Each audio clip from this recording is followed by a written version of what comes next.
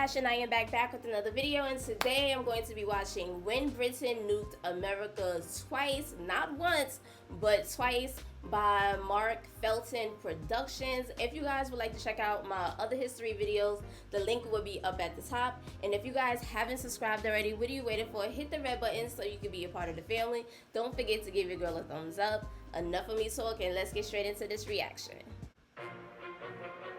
I hope the volume isn't too low.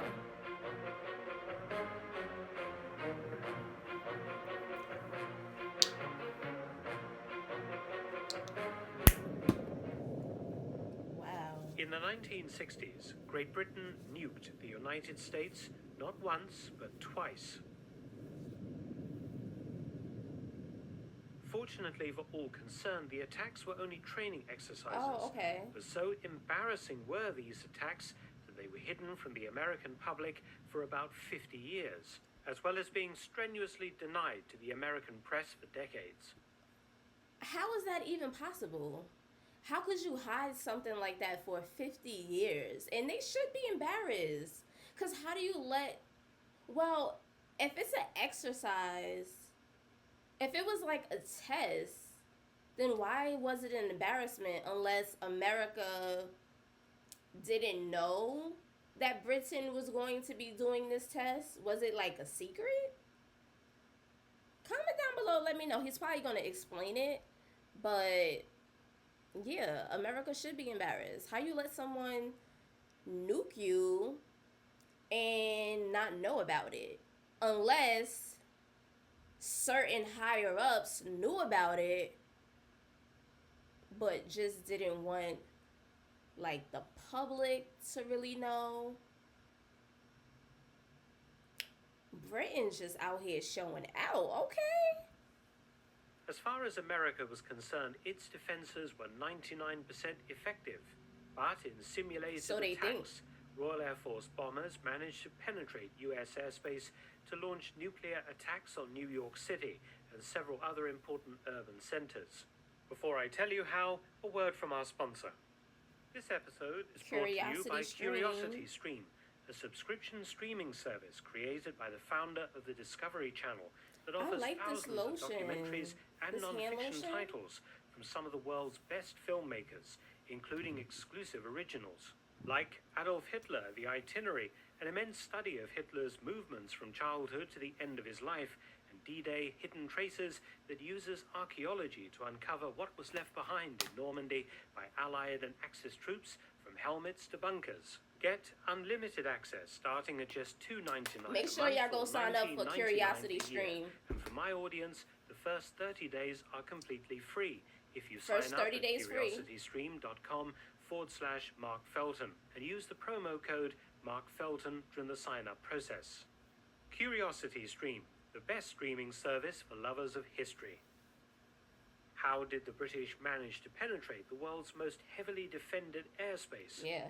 The answer is surprisingly simple and consists of two words: Avro Vulcan. This is like a jet, right? Look at that.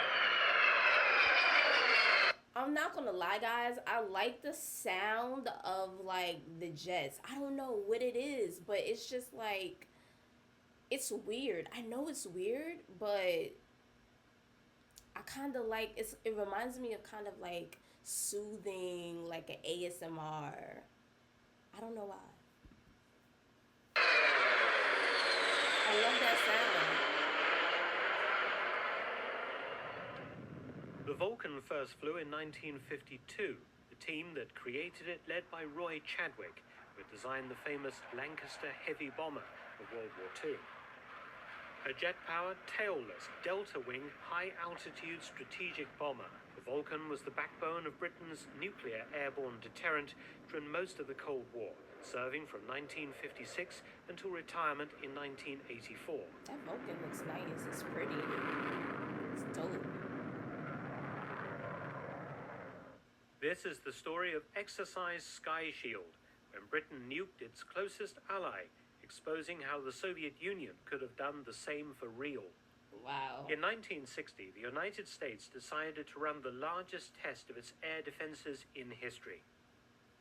Exercise Sky Shield 1 occurred on the 10th of September 1960, and all commercial air traffic over the US and Canada was grounded, amounting to 1,000 US commercial flights and 700 general aviation aircraft, plus a further 31 foreign flights due to land in North America. The US Strategic Air Command would launch B-52 Stratofortresses and B-47 Stratojets to simulate a massive Soviet nuclear bomber force approaching North America from north and south. 360 US interceptor aircraft stood ready to defeat these enemy aircraft, which numbered 310. Among those 310 aircraft were 8 Royal Air Force Vulcan B-2 nuclear bombers. A flight of 4 flew from Scotland, while the other 4 launched from the British territory of Bermuda in the Atlantic Ocean. I wonder how fast these things can go. I'm pretty sure they can go extremely fast. Maybe like, I don't know. Is it possible for something to go like 400 miles per hour? Yeah, I think so. Yeah, of course, because a plane goes really fast. So I'm pretty sure, I'm not sure the fastest it can go, but comment down below and let me know. I'm not sure if he's going to mention that in the video, but just out of curiosity, I just wanted to know.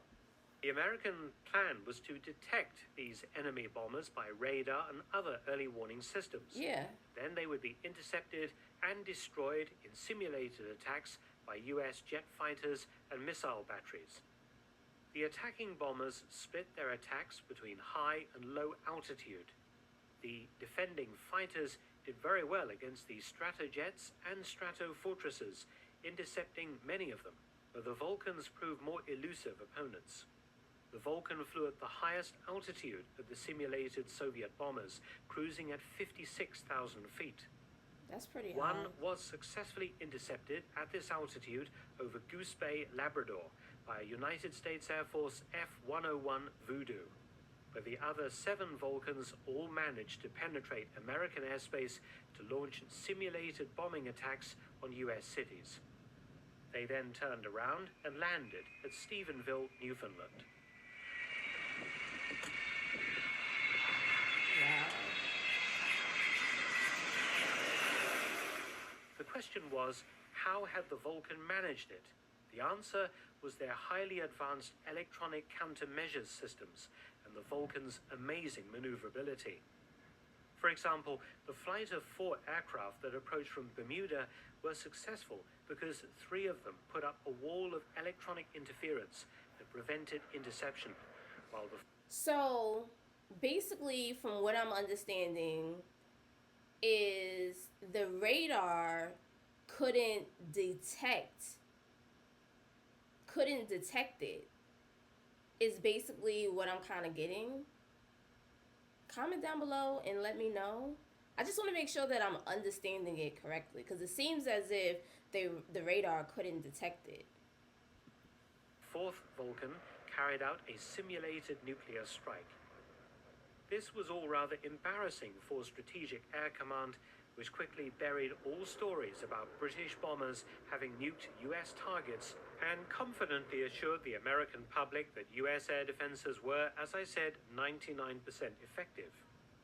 However, the following year, the Americans invited the RAF to take part in Exercise Sky Shield 2. Perhaps the US AF was determined to show that the Vulcan's previous success was only a fluke, a one-time only event. Sky Shield 2, which occurred on the 14th of August 1961, was an even bigger event than the first one.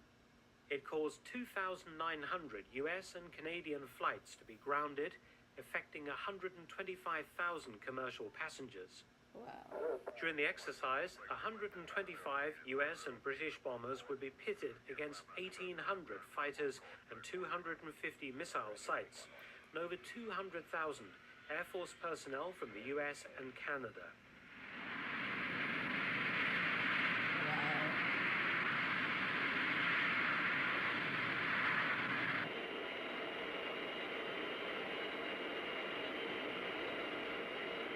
Coming up on 16 and a half seconds. Now, continuing.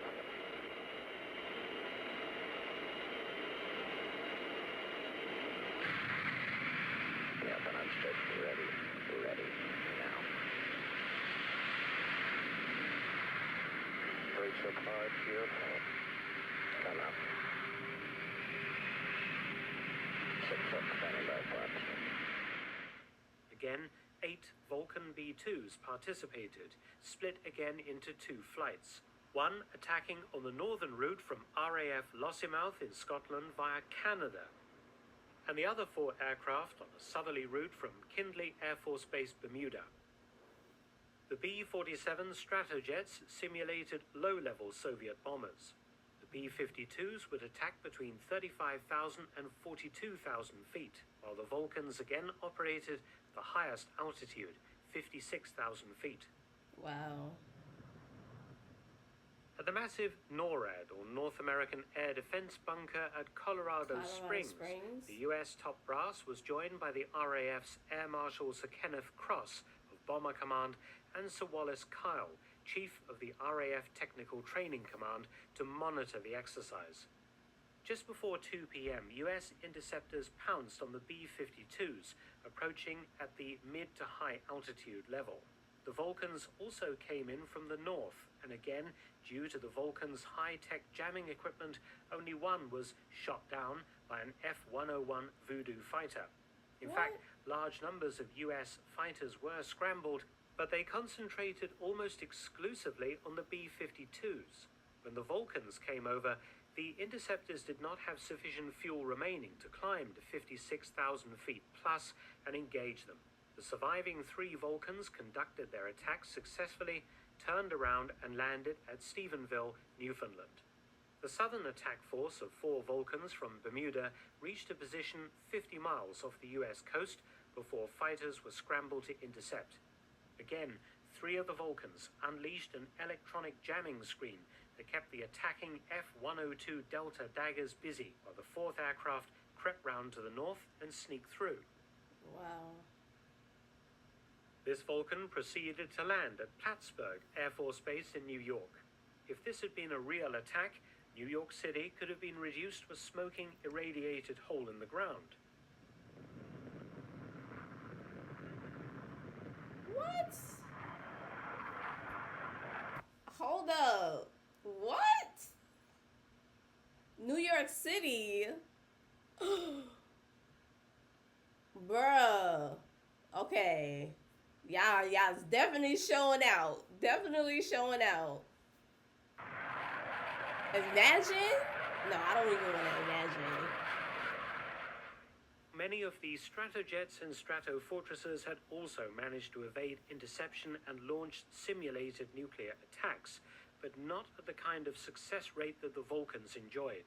In 2 massive exercises, of 8 Vulcans that attacked on each occasion, 7 had got through to their targets, an astounding survival rate against the huge might of the U.S. air defenses.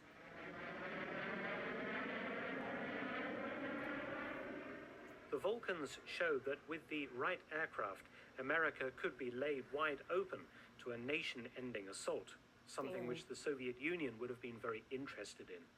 Fortunately for all concerned, the relationship between Britain and the United States never changed from special to decidedly antagonistic, and the Vulcans never came in anger. The American government also tried to make damn sure that nobody ever found out about the Vulcans nuking American cities. The U.S. Air Force was very quick to deny rumors that RAF planes had once again successfully penetrated U.S. airspace. In fact, the U.S. government went so far as to classify all references to Vulcans included in the Sky Shield exercises. After all, if the RAF could practice nuke New York City, Washington, D.C., and even Chicago, the Soviets could do the same, if they could develop an aircraft as good as the Vulcan. As far as Strategic Air Command was concerned, the Vulcan episodes had never happened, and the U.S. was well protected, and that protection, as I said, 99% effective. The Vulcan's successful attacks on America were only fully declassified in 1997, long after the Vulcan had left British service. Wow. The Many Vulcan. thanks for watching. Please subscribe and share, and also visit my audiobook channel, War Stories with Mark Felton. You can also help to support both of my channels at PayPal and Patreon. Details in the description box below. Yo, the United States, like America, always hiding something from us. Like, that is so crazy. Britain, listen, don't play with Britain, period, at this point. Like, wow. America should be embarrassed. Definitely should be. Comment down below, let me know what you guys think. I'm glad it was just like a test, like an exercise that really happened. Yeah, I don't know, I really don't know what to say. But yeah, comment down below, let me know your thoughts and opinions. Please let me know how fast the Vulcans can go, and let me know if, you know, I'm pretty sure like they have like different types of Vulcans now. I'm not sure if, you know, they're still being flown or not, but comment down below, let me know your thoughts and opinions. Don't forget to give your girl a thumbs up. If you have any suggestions, drop your suggestions down below, and I'll see you guys in the next video. Bye, fam.